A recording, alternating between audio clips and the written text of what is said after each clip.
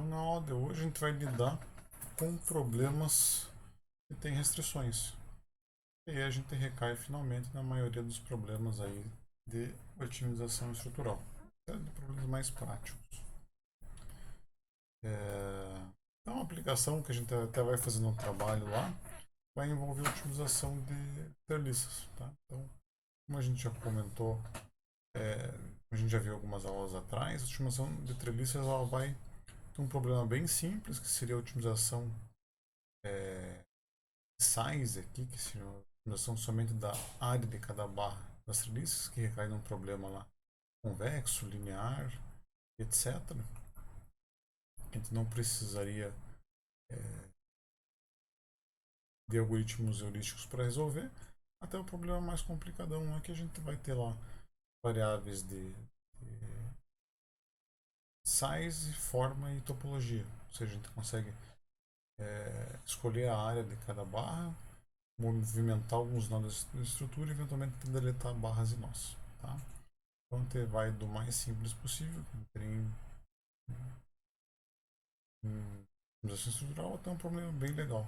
Apesar do modelo mecânico ser simples, né, um modelo aí de deslocamentos, a gente consegue recair num problema bem divertido, vamos dizer assim, para resolver. Um problema que realmente exige a utilização de métodos heurísticos.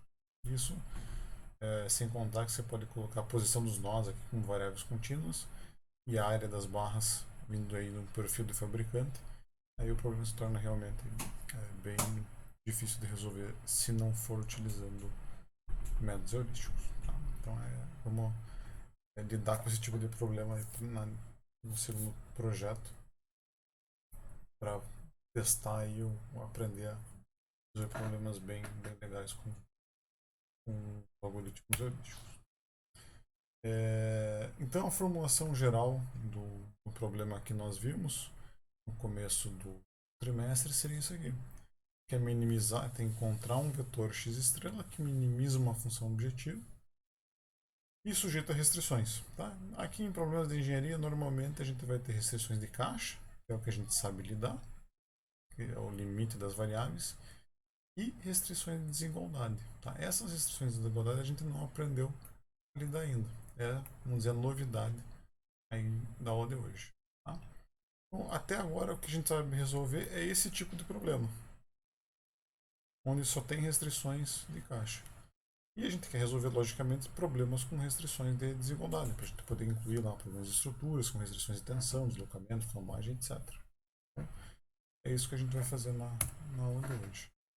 Como é que a gente vai resolver, então, um problema com restrições, se a gente não sabe fazer isso?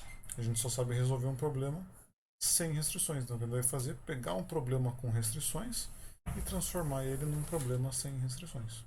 Bem parecido com o que a gente fez com teoria de otimização. Lá a gente utilizou aqueles multiplicadores de Lagrange.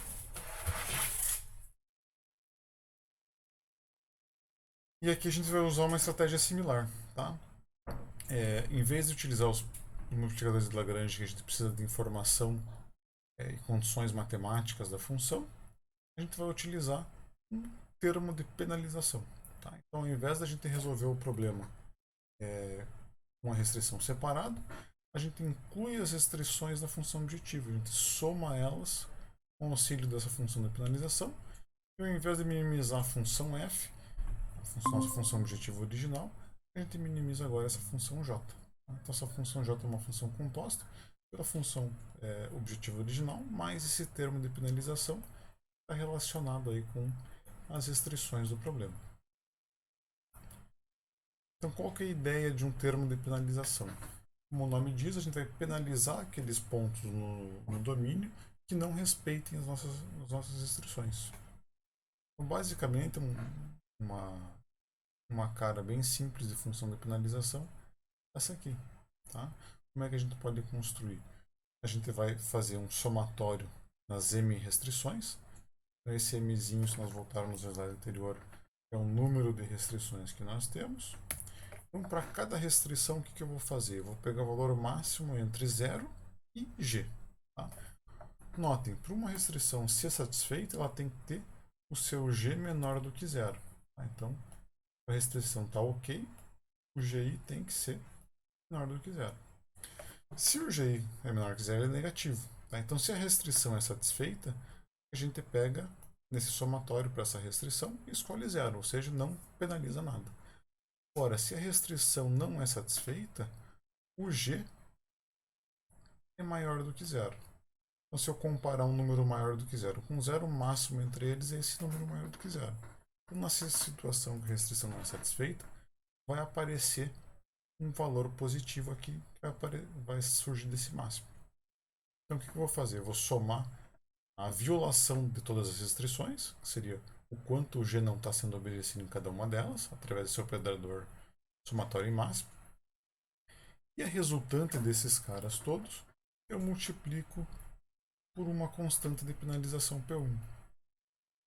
Beleza? Então, todo ponto no meu domínio que não respeite uma ou mais restrições, eu pego o quanto ele não respeita essas restrições e multiplico por P1. Isso eu formo a minha função de penalização. Então, quanto mais violado tiverem as restrições de um dado ponto, maior vai ser esse termo entre esses parênteses vermelhos aqui que eu destaquei no quadro. Beleza? Então, notem, no limite, o que vai acontecer? Quando eu for iterando o meu algoritmo, em cada interação, o meu xk ele vai se aproximando do meu x estrela. O que acontece com a minha função j de x? Ela também vai se aproximando da função f estrela, ou f de x, no ponto ótimo. Então, no ponto ótimo, o que vai acontecer? As restrições vão ser satisfeitas, esse termo de penalização vale zero, e j é igual a f. Então, essa é a ideia do método de penalização.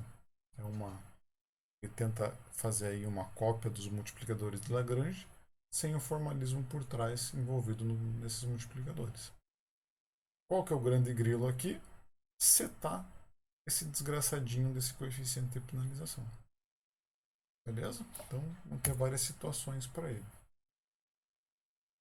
Então, fazendo analogia com o que a gente já viu lá brevemente em otimização matemática, a minimização da função j, ou seja, a função composta de f e p, ele trabalha de forma similar ao lagrangiano. E os coeficientes, as constantes de penalização, têm funcionamento similar aos multiplicadores de Lagrange. Então, essa penalização que eu escrevi no slide anterior lá, j de x sendo f de x mais p de x, é o que a gente chama de uma penalização aditiva, que é a mais comum de ser usada. Se vocês forem ver na literatura, vão também encontrar tipos de penalização multiplicativa. Ou seja, ao invés de somar a penalização, você multiplica a função f de x por 1 mais o termo da penalização. Como esse termo de penalização é sempre maior ou igual a zero, isso aqui vai sempre aumentar o valor de f, ou seja, você vai tender no conjunto ótimo para a função fzinha aqui. Mas nesse cara com esse estilo aqui também, o problema vai ser setar a constante, o parâmetro. Qual é o problema, ou por que é difícil setar esse cara aqui? Se esse valor for muito pequeno, o algoritmo vai relativamente muito pequeno, se ele não for suficiente, o que vai acontecer? O algoritmo vai ver que está numa região não viável, ou seja, uma região que viole restrições, vale a pena. Então ele vai entregar um ótimo não muito legal. Esse segundo ponto vocês vão encontrar na literatura, mas a gente já vai dizer ele daqui a pouco. Tem um argumento que esse cara for muito alto, o algoritmo pode ter problema em encontrar pontos próximos a restrições. Tá? Então, graficamente, o que está acontecendo? No caso aqui do parâmetro ser muito pequeno, o que a gente tem plotado aqui? A gente está minimizando a função f ou x ao quadrado, então ela é representada por essa linha contínua preta aqui na figura. E a restrição dada aqui é que g de x é igual a 50 menos x. Tá? Ou seja, o nosso x tem que ser sempre maior do que 50. Então, o domínio admissível está sempre à direita dessa linha azul aqui representada por G1. Então vamos lá. Se eu setar meu P1 igual a zero, eu não tenho penalização. E o ótimo do meu problema continua sendo o ótimo do problema sem restrições. Para nós não serve para nada. A gente tem uma restrição, ela tem que ser obedecida. Se eu setar agora o parâmetro de penalização como sendo 25, por exemplo, a minha função G1 de x ela permanece exatamente a mesma até o ponto aqui x igual, mais infinito até o ponto x igual a 50. Quando ela passa para a esquerda aqui do ponto x igual a 50, os pontos, a função passa a ser penalizada. E o que está plotado aqui em vermelho é a função jx. Notem, esse valor ele é relativamente pequeno, ou seja, não suficiente. Por quê? O ótimo continua se ocorrendo aqui numa região não viável. Tá? Eu não tenho um ponto na região viável. Tá? A minha restrição não está sendo obedecida. Se eu aumentar um pouquinho mais aqui, for para uma penalização igual a 60, o que acontece? Também caiu numa região não viável, não admissível, só que agora eu estou pelo menos mais perto da minha região admissível. Aqui eu estava no 12,5, aqui eu passei a estar no 30. Por outro lado, se a gente seta esse P igual a 100 ou mais, o que vai acontecer? Eu rodo o meu otimizador e ele vai cair lá no ponto ótimo. X estrela igual a 50. Ou seja, a partir de 100, o valor dessa penalização, ela passa a ser suficiente para evitar que o algoritmo caia na região não admissível. Tá? Então, esse é o problema do P ser muito pequeno. Tá?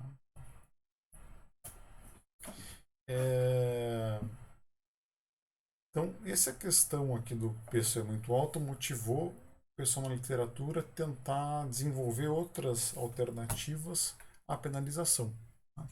Então, tem lá artigos sobre penalização adaptativa, tem outras formas de lidar com as restrições onde você evita ou não, ou prefere pontos que estejam na região viável ao invés da não viável. Enfim, tem lá um monte de coisa. A gente já faz um tempinho aí, 6, 7 anos, a gente começou a implementar várias dessas técnicas. E o que acontecia? Elas se liam o artigo, ele funcionava, dizia que funcionava muito legal lá para determinados problemas que o cara analisou. A gente implementava a técnica, testava lá em 50 problemas, funcionava. No 51º problema, não funcionava. Ou seja, se rodava o algoritmo, ele te entregava lá um ponto na região não admissível, um ponto com restrições violadas. Então, isso foi acontecendo repetidamente. E meio que chega a uma conclusão de que todos esses métodos eles podem funcionar um pouquinho melhor para um monte de problema, mas vai ter alguns que ele não vai funcionar. Tá? Qual que é a solução que a gente utilizou? Funcionou legal, a gente nunca mais deixou de utilizá-la. É utilizar a pena de morte, tá? O nome que o pessoal da literatura, que é o que? Setar o P1 como um cara muito alto mesmo. Tá? Um cara, sei lá, 10 elevado a décima. Contraria isso que tinha na literatura que ele poderia causar problemas. No nosso caso, em todos os problemas que a gente resolveu desde então, nunca tivemos mais acomodação com parâmetros de penalização. Então, o que a gente vai utilizar aqui na disciplina é essa forma de penalização aditiva, que nós vimos aqui, tá? E parâmetro de penalização, um cara muito alto. Tá? Essa vai ser o approach que a gente vai utilizar, que a gente está utilizando na prática aí, com problemas, desde problemas simples aqui na disciplina até problemas de engenharia com centenas de projetos, centenas de restrições, etc. Um comentário que vale a pena fazer: a restrição multiplicativa ela acaba não sendo muito interessante porque você aumenta ainda mais a não linearidade da tua função objetivo. Então você pega uma função aqui, uma certa ordem, vamos imaginar um polinômio lá de ordem 2. Se você multiplicar isso por esse cara aqui, com restrições de ordem 2, você já passa a ter uma função objetivo de quarta ordem. Então, a multiplicativa você teria que minimizar um polinômio de quarta ordem, a aditiva você continuaria sendo um polinômio de segunda ordem. Então, a gente sempre prefere a aditiva em relação à multiplicativa. Beleza? Então, nosso approach aí é resolver esse cara aqui. Vai ser a nossa estratégia de solução. E setar o P1 com um valor absurdo. Essa vai ser a nossa ideia. Antes da gente passar para o código do MATLAB, vocês querem fazer alguma pergunta, comentário, dúvida que surgiu aí durante a explicação?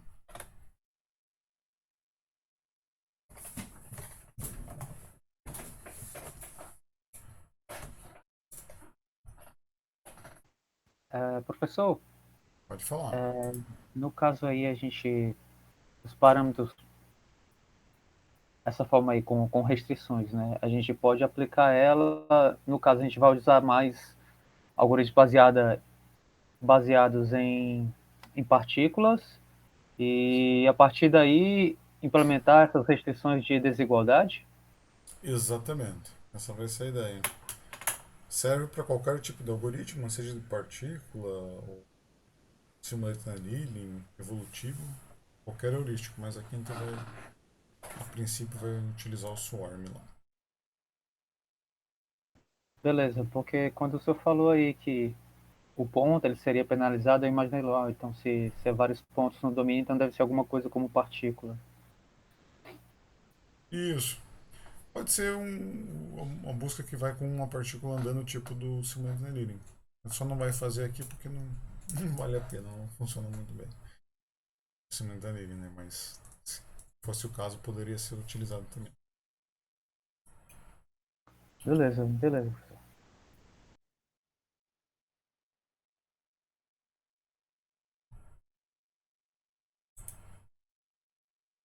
Então vamos ver como é que fica a implementação desse cara. Deixa eu mudar nossa tela aqui.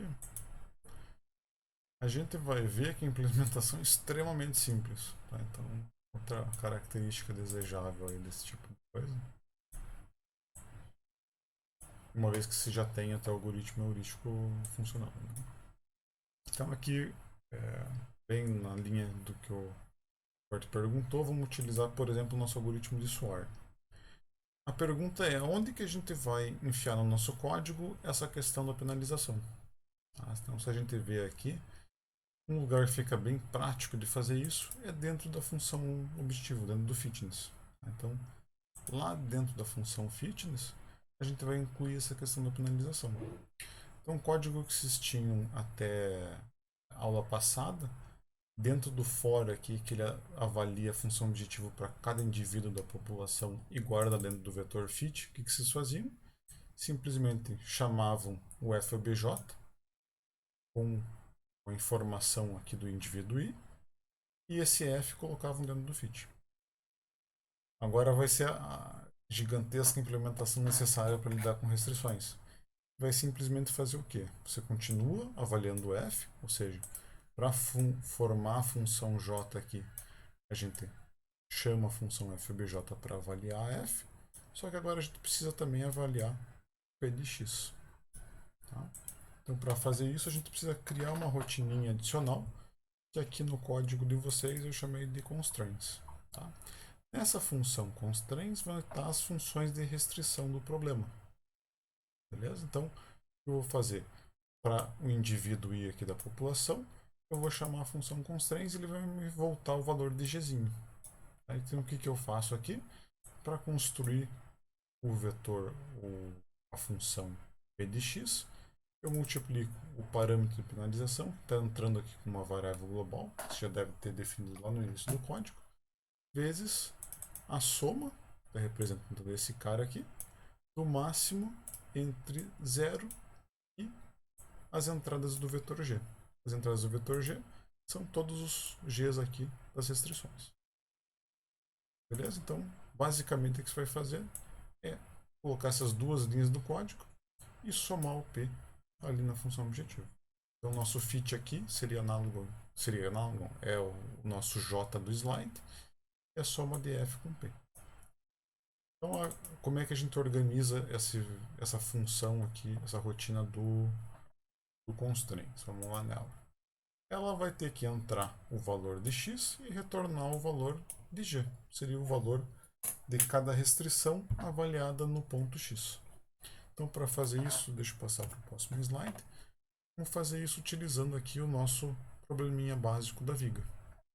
Lembrando que lá na viga, a gente quer encontrar a base e a altura da nossa viga, que minimize o volume de material utilizado, tenha restrições de tensão, a relação entre A e B e as restrições de caixa. Tá? Então, aqui no código, como é que a gente vai fazer? As restrições de caixa a gente lida através da programação, ou seja, a gente não deixa o algoritmo amostrar pontos fora do domínio admissível aqui das restrições de caixa.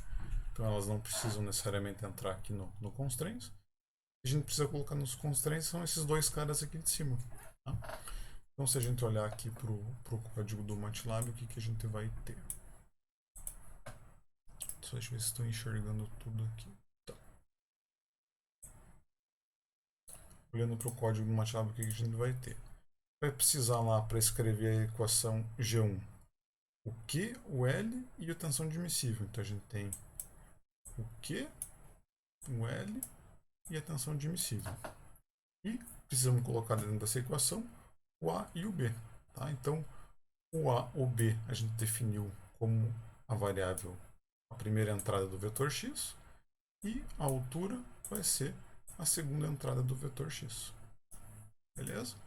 Então, a primeira entrada do vetor g, o vetor de restrições, vai ser esse 6ql sobre b ao quadrado sigma admissível menos 1, que é o que está escrito aqui na linha 13 do código. E a segunda entrada aqui vai ser a nossa restrição sobre a relação entre A e B.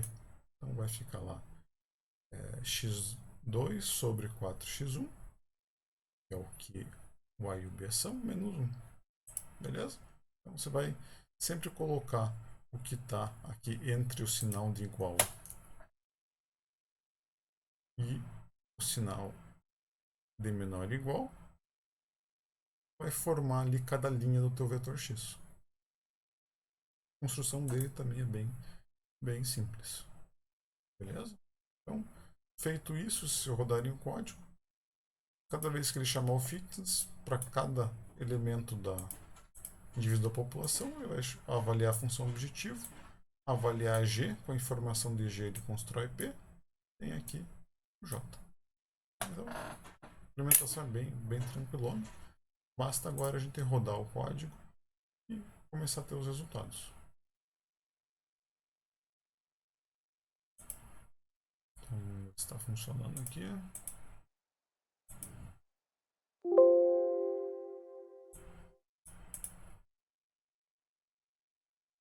Só fazer ele parar.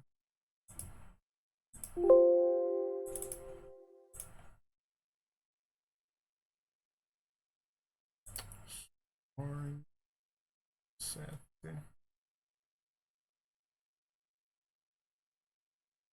Estou lidando com um problema em duas dimensões. E aqui a gente... só para rodar o probleminha a gente tem que colocar as restrições ali de caixa no XL ou X1. Então aqui para ficar bonitinho, você tem que colocar lá o ponto 10 e o ponto 10. E colocar no upper bound dos dois 1.50 e 1.70.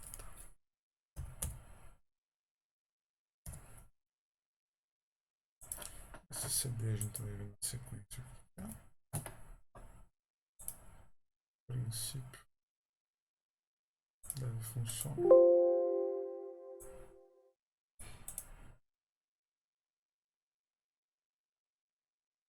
Chamando o cheque, eu devo o número do problema errado.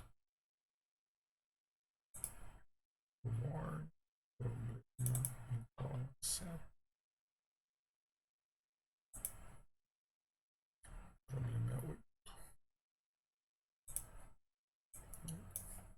Arrumando aqui o código. Torcer para ele funcionar.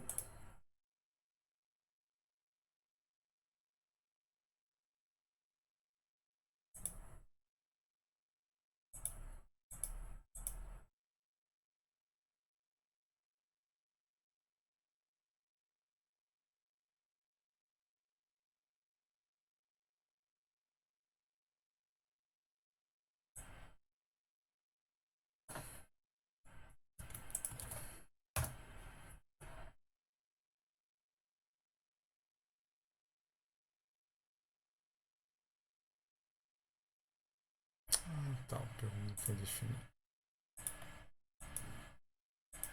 São uns bugs.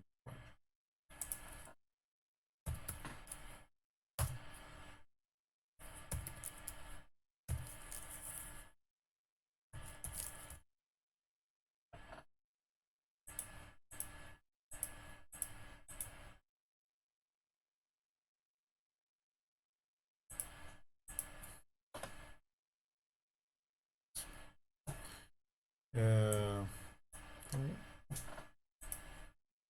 vocês vão ter que fazer no código para dar uma consertadinha e declarar aqui o parâmetro P1 como variável global, colocar um valor bem alto para ele e o problema como 8 e acertar os bounds aqui dele ficar certinho para o problema que a gente estava resolvendo. Então, perguntinhas, dúvidas que vocês queiram fazer do procedimento?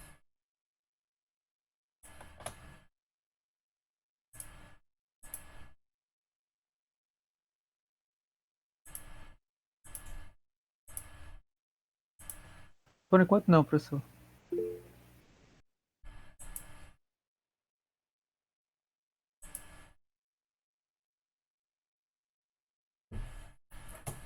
Beleza. Então, o que é legal fazer? Tem esse problema básico, dá uma brincada com ele.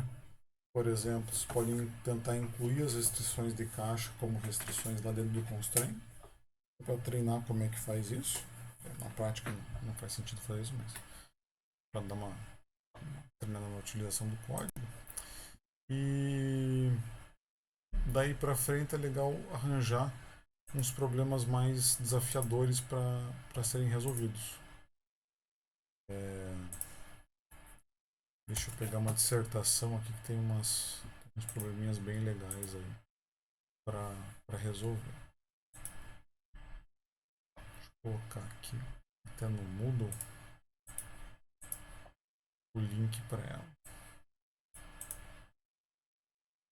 Vou colocar primeiro aqui no chat para vocês conseguem baixar.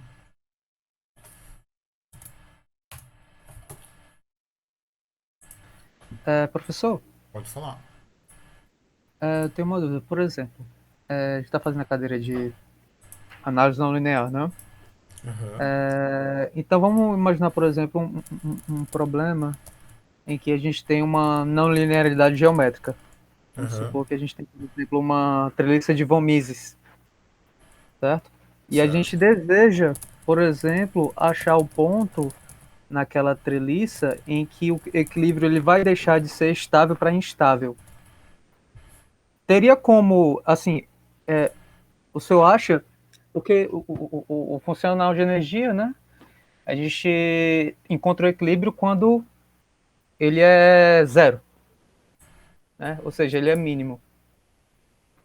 Tem como, você acha que teria como a gente implementar isso para uma análise não linear, por exemplo, para achar um ponto onde se encontra um equilíbrio estável, por exemplo, na treliça de von Mises? Bem, é que normalmente nos casos de estruturas você consegue provar certas condições matemáticas do problema. Então vale mais a pena a utilização de algoritmos com gradiente para Uhum. essa solução. Se não dá para resolver com heurístico, mas assim, não faz muito sentido na prática. Mas que dá, dá. Beleza.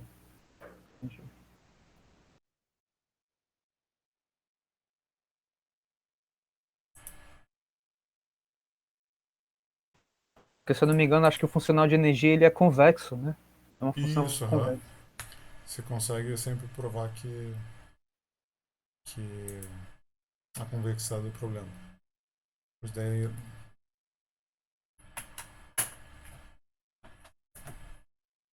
deixa eu tentar lembrar algum caso que não seja, mas acho que não. Eu perguntava pro Thiago lá se tem, mas pelo menos os casos normais assim que eu estudei sempre conseguem mostrar convexidade. É,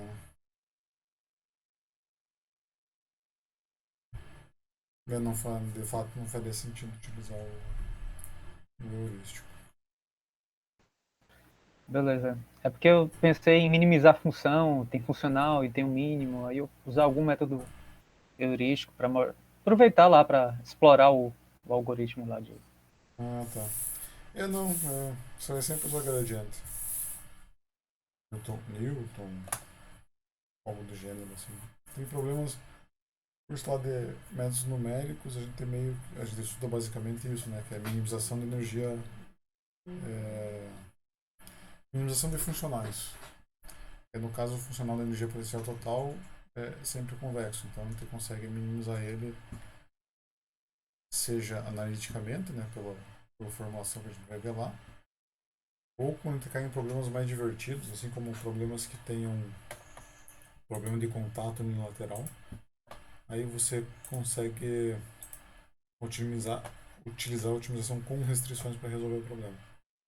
Por exemplo, se for resolver achar o campo de deslocamento lá, v de x de uma viquinha de Euler-Bernoulli, você vai minimizar lá o funcional da energia potencial associado a ele. Ah, beleza, fica tranquilo de fazer a gente ver na aula. Aí no final do trimestre, às vezes a gente, quando dá tempo, coloca um probleminha de contato, que é o seguinte. Ah, e se eu tiver um apoio bem aqui no meio, por exemplo, esteja uma distância, tem uma folguinha aqui, de altura h para minha viga. Então ela tem que se deformar. Se o deslocamento passar desse h, ou seja, ele vai chegar aqui e vai abaular a estrutura. Então, ao invés de ela formar uma barriga ali, função V, ela vai formar algo desse tipo aqui, por causa daquela restrição. É esse cara que a gente consegue resolver com um problema de otimização com restrições. Vai minimizar o funcional lá, vai incluir uma restrição, por exemplo, V em L sobre 2, vai ter que ser menor do que aquele Hzinho ali. Deixa eu ver que lado que eu coloco ele. É menor ou igual a zero. É, menos H. Só tem uma restriçãozinha lá. Com essa carinha aqui. Aí essa restriçãozinha a gente, a gente inclui como um problema de otimização com restrições. Mas mesmo assim, a gente utiliza método baseado em gradiente. A gente consegue mostrar que esse cara é convexo e esse aqui também. Não sai por heurístico. Beleza. Obrigado, professor. Nada.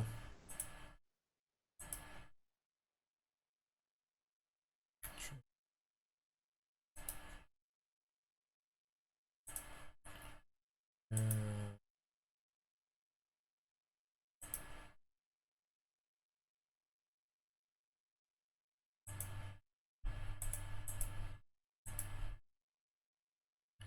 então o link que eu coloquei aí no chat. Deixa eu abrir aqui o PDF também.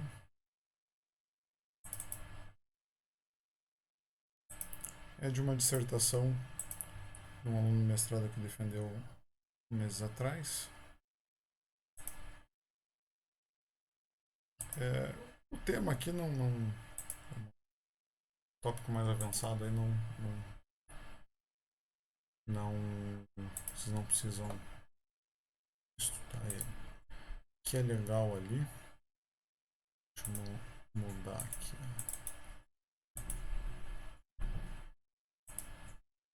O que é legal ali é que ele tem uns probleminhas de otimização mais complexos para resolver. Analíticos, tudo, mas eles são mais divertidos.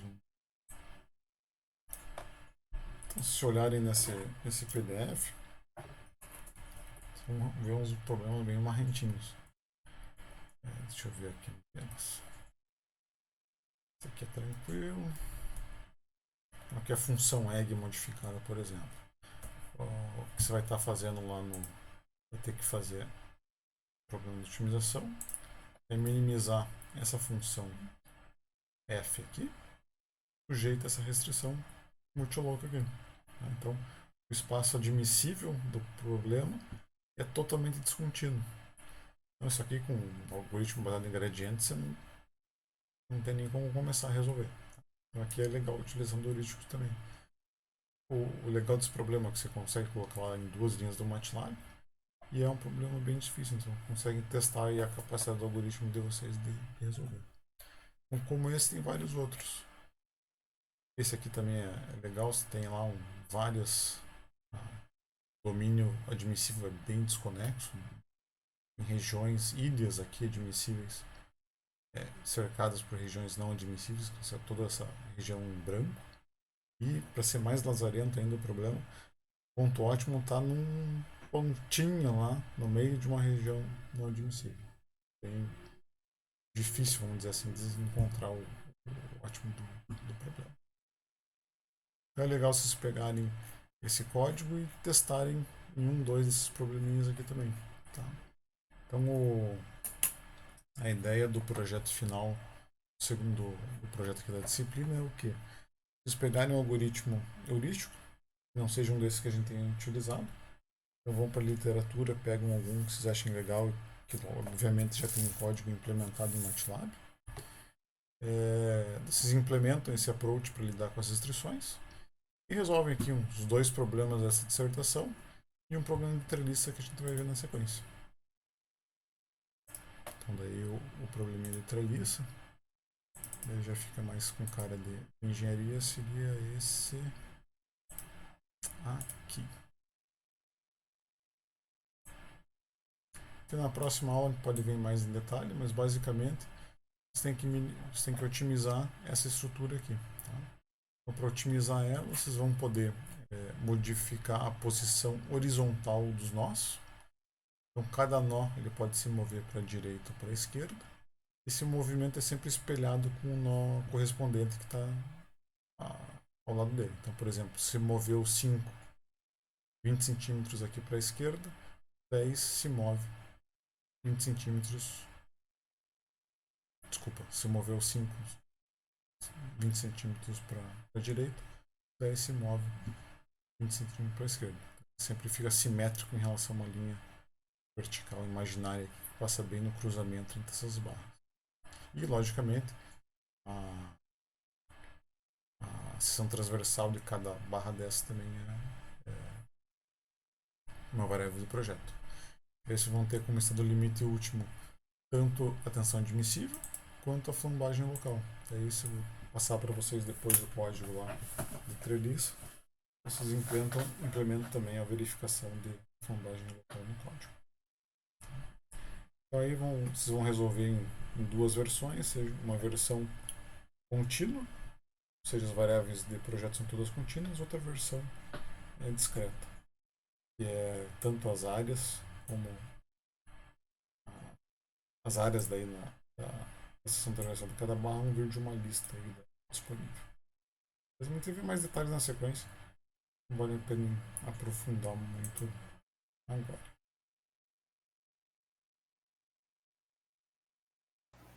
Professor, Pode falar. nesse caso aí, as nossas restrições elas serão a carga crítica, vamos dizer assim, poderia ser a carga crítica e a tensão admissível. Isso, aham. Nossas restrições de desigualdade tem que ser menor do que a tensão admissível e a carga tem que ser menor do que a carga crítica para não flambar, por exemplo. Exatamente. Então, para cada barra da estrutura, você vai ter duas restrições. vai ter lá para a 10ª barrinha lá, você vai ter a restrição de tensão, esses, fez para a vidinha ali. E vai ter também a restrição e mais um aqui de flambagem. Então, o esforço normal atuante lá nessa barra, em módulo aqui, vai ter que ser, ou seja, para as barras tracionadas, comprimidas para esse sentido, tem que ser menor do que a carga crítica do óleo. Essa vai ser essa cara da formulação. Vão ter que incluir lá no código para verificar.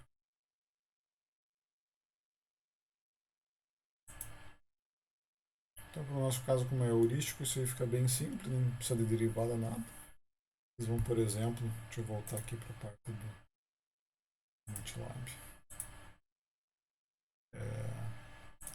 Lá dentro da restrição, dentro do fitness, lá, vão avaliar o peso da estrutura e avaliar as restrições. Então, as restrições vão ser, você pode sempre colocar, para simplificar, para cada barra, se ela tiver em tração, ou seja, se o N da barra for positivo lá, vocês vão colocar que a restrição é a detenção, e se tiver em compressão, vocês pegam o que for o pior caso, se é tensão ou é flambagem. Vai ficar querendo novas restrições, fica bem tranquilo de implementar.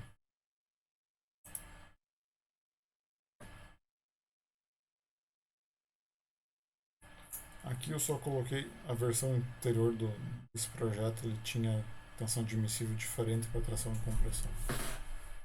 Eu tenho que pensar um pouquinho mais para fazer a implementação, que eu não tive constante. Então só tem uma tensão, só vai ter uma tensão admissível, ela serve para tração e compressão.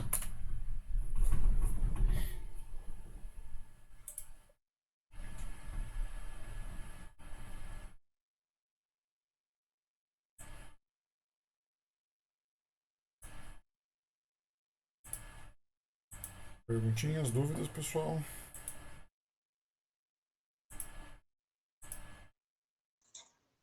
Daí, ali, esses 3 casos de carga aí, é para a gente verificar os 3? É que eu não Isso, estou para verificar os 3. Tá. exatamente. Aí no código lá você vai ter um código de análise de treliça, daí para cada caso de carga você vai chamar o método de deslocamentos uma vez. Aí você vai ter que ter um input diferente para cada um, que vai ser o vetor de esforço de carregamentos nodais. É. Verificar dos 3, aí volta e penaliza todo mundo. Por isso que o problema de treliças ele cresce bastante, principalmente se for um problema prático. Além de ter vai ter um problema com um número gigantesco de restrições. Porque cada barra vai gerar pelo menos 2 restrições, né? Tensão e flambagem local. E isso para cada caso de carregamento. Se ela para uma estrutura prática, ela vai ter, né, pelo menos meia dúzia, uma dúzia de casos de carregamento diferentes. Aí explode o número de restrições. Aí começa a ficar mais desafiador aí para os algoritmos resolverem.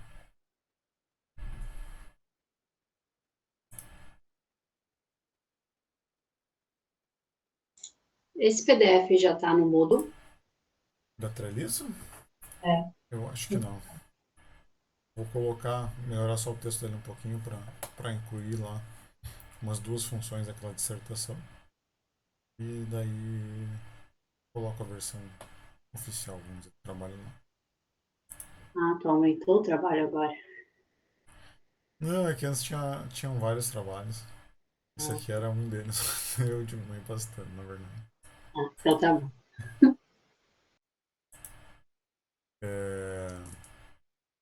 Quando vocês forem escolher, o que é legal chegarem para a aula que vem é terem resolvido 2 funções daquela dissertação. Lá pode ser com o próprio algoritmo do Swarm e terem escolhido um algoritmo de otimização para utilizar. Tá? Então, se forem para a literatura, Vocês vão encontrar o zoológico inteiro lá. Então vai ter, sei lá, whale, bee, wolf, tem tudo que se imagina em bicho vai ter algoritmo, tá? E tem uns que são, tem umas lógicas um pouquinho diferentes. Que eu me lembro aqui uns nomes legais, como é que era? Mind Blast Optimization, Imperialist Competitive Algorithm. Se eu lembro de mais algum que era diferente. Não lembro. Mas a ideia é assim, deem uma olhada nos algoritmos que tem, assim, os que você acha interessante. E digitem no Google o nome dele sempre MATLAB Code depois. Daí vocês conseguem, obviamente escolham um que já tenha a implementação dele pronta, né?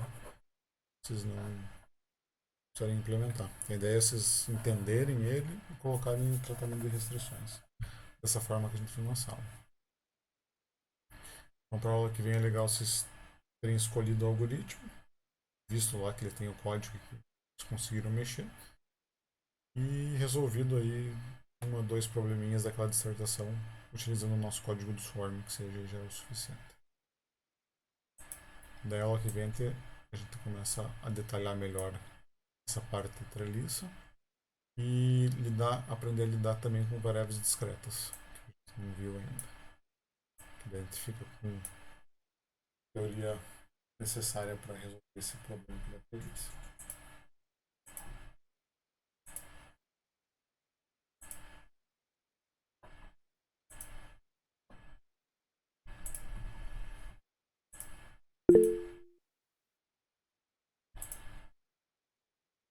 Fechou, pessoal? Então, se não tiver nenhuma dúvida, tá liberado. Se tiver alguma dúvida, quer conversar alguma coisa, é só se manifestar aí.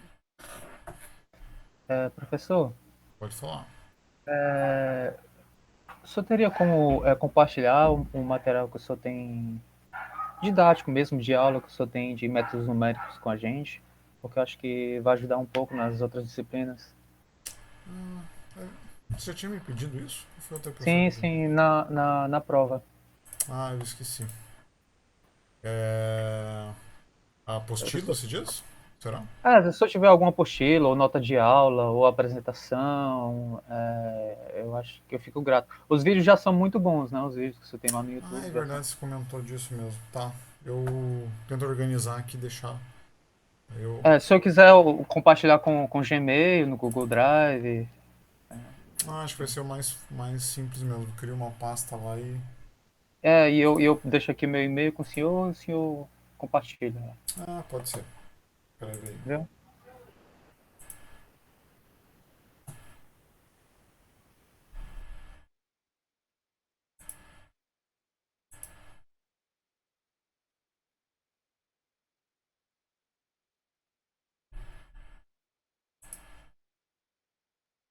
Meu e-mail é só um pouquinho grande. Ctrl C, Ctrl V aqui não importa o número de letrinhas. Se alguém mais quiser, me escreve um e-mail aí que eu coloco junto lá.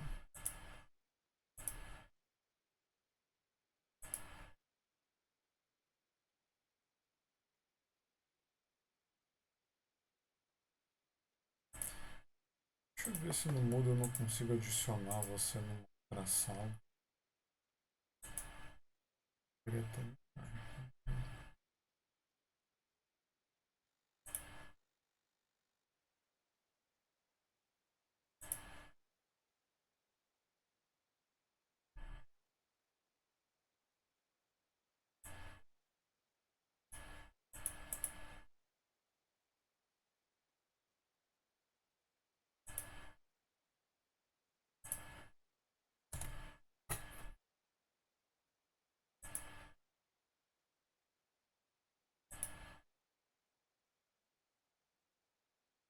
Roberto, eu te inscrevi na disciplina na disciplina que teve esse ano no passado. No passado. Veja se você consegue acessar lá. Tá ok, eu vou tentar entrar aqui no Moodle. Qualquer coisa eu mando e-mail ou se eu compartilho aí com Se funcionou, daí lá já tem a sequência, código, slide, daí fica bem Deixa eu olhar bacana. rapidinho aqui. Eu acho que. Eu não recebi nenhum e-mail no Gmail ainda, mas deixa eu só entrar no Google rapidinho aqui. No Moodle. Aí eu já respondo. Tá.